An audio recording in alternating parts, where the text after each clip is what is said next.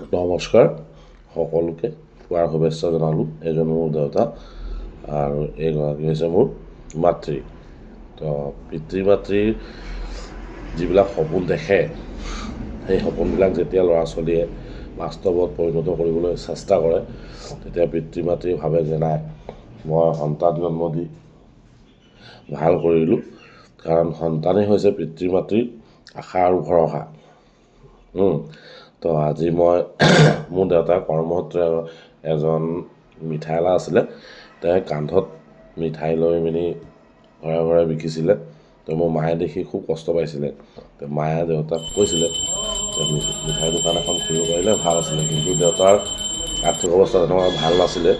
তাৰ বাবে দেউতাই সেইটোলৈ কোনোদিনা চেষ্টা কৰা নাছিলে।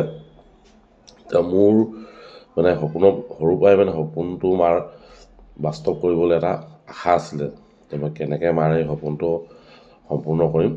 যাৰ বাবে মই আপ্ৰাণ চেষ্টা চলালোঁ। চেষ্টা চলাওঁতে বহুত পলম হৈ গ'ল। তেওঁলোক জীৱিত কালত মই নোৱাৰিলোঁ, তাৰ বাবে মই বহুত দুখিত পিতৃ মাতৃৰ ওচৰত। কিন্তু তেওঁলোক নথকা, দেউতাটো 95তে ঢুকাইছিলে, কিন্তু মা 2022ত ঢুকালে। তো মা ঢুকোৱাৰ 4 বছৰ, মা 22ত নহয় 21ত ঢুকাইছে, মোৰ ভুল হ'ল।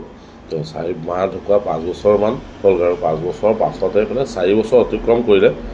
4 বছৰ অতিক্ৰম কৰাৰ পাছত আজি মই দোকান এখন কৰিবলৈ সক্ষম হ'লোঁ। দোকানখন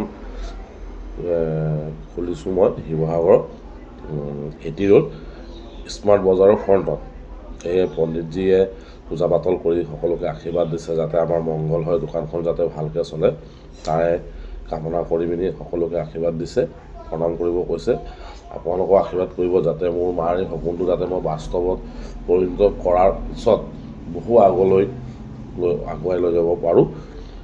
দোকানখন আপোনাৰ হ'ল এটি ৰোড স্মাৰ্ট বজাৰৰ সন্মুখত, যোৰহাট যোৱা বা ডিব্ৰুগড় যোৱা ৰাস্তাৰ মাজমজিয়াত।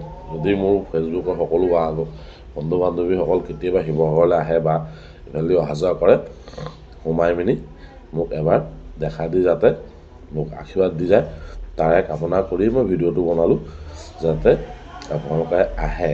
আৰু মই মোৰ দোকানখনৰ নাম দিছোঁ ঘোষ মিষ্টি মুখ। তো মোৰ এই সপোনটো বাস্তৱত আপোনালোকৰ আশীৰ্বাদ প্ৰয়োজন, সৰুৱে হওক বা ডাঙৰে হওক, আশীৰ্বাদ সকলোৰে প্ৰয়োজন। মানুহৰ আশীৰ্বাদৰ অবিহনে কোনো মানুহ আগুৱাই যাব নোৱাৰে, মই সেইটো কথা উপলব্ধি কৰোঁ। গতিকে আপোনালোকে আহি মোক এটা দেখা দি অকণমান আশীৰ্বাদ দি হ'লেও যাব। ধন্যবাদ।